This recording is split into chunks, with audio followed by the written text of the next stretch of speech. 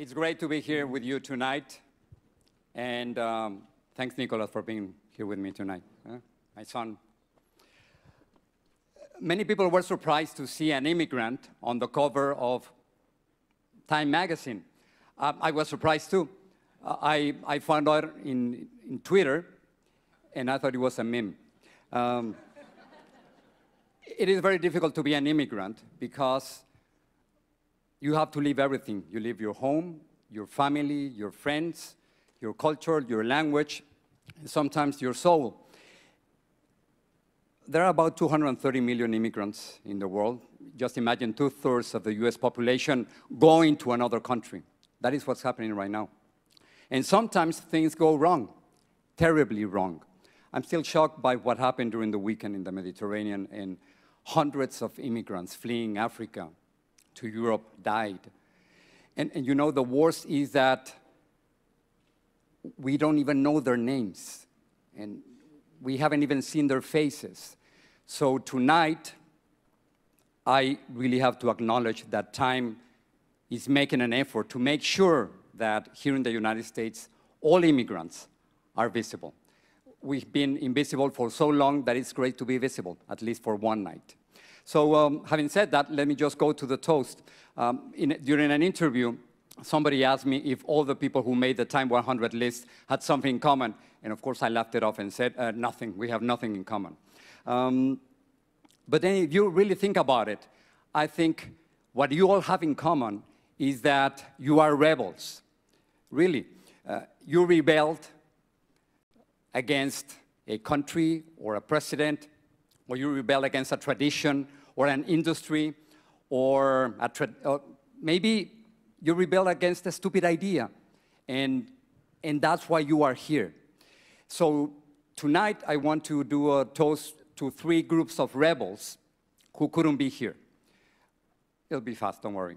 The first one is very close to my heart.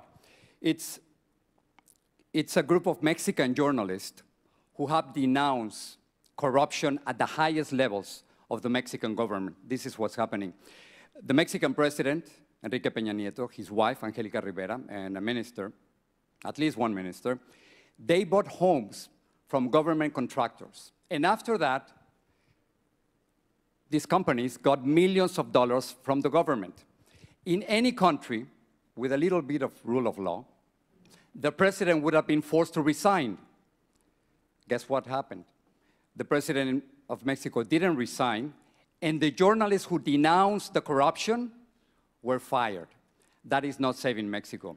So if you don't mind, I'm just going to say a few words in Spanish so they can listen over there. Señor Peña Nieto, comprar casas de contratistas y luego darles millones de dólares en contrato, eso es corrupción. Por eso tanta gente quiere su renuncia y no nos vamos a callar. I think they're listening. So the first toast is for those journalists in Mexico and in Latin America who are speaking truth to power. The second toast is to all the political prisoners in Venezuela, and specifically to Leopoldo López. Leopoldo López is a political prisoner. He's the leader of the opposition in Venezuela. And the crime of Leopoldo López was to denounce the abuse of power, corruption, and the lack of democracy under the regime of Nicolás Maduro. So let's say something to Nicolás Maduro. Nicolás Maduro libere a Leopoldo López y a todos los prisioneros políticos. Solo en las dictaduras hay prisioneros políticos. And don't forget this name. Leopoldo López has been jailed for more than a year just because of what he was thinking. And the last toast is to my heroes, my real heroes, the dreamers. You know, they are young, undocumented students who came to this country when they were very young. They were brought here as children or as babies by their parents through no fault of their own.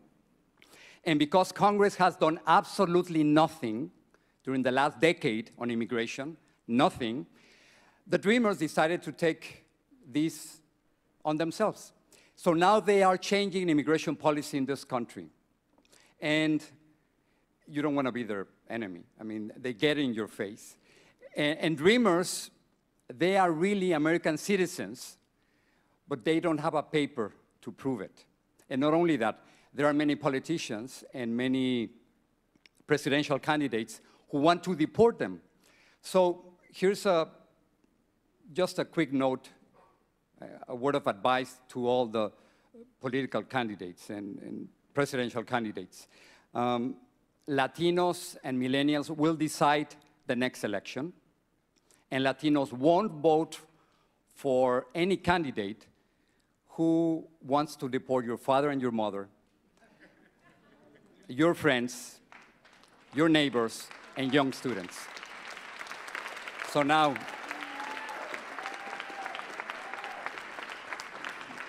this is a toast for all the journalists in Mexico who are fighting corruption, for all the political prisoners in Venezuela, for the immigrants who believe that immigrant rights are human rights, and for all the rebels out there who are changing the world through nonviolence. Salud.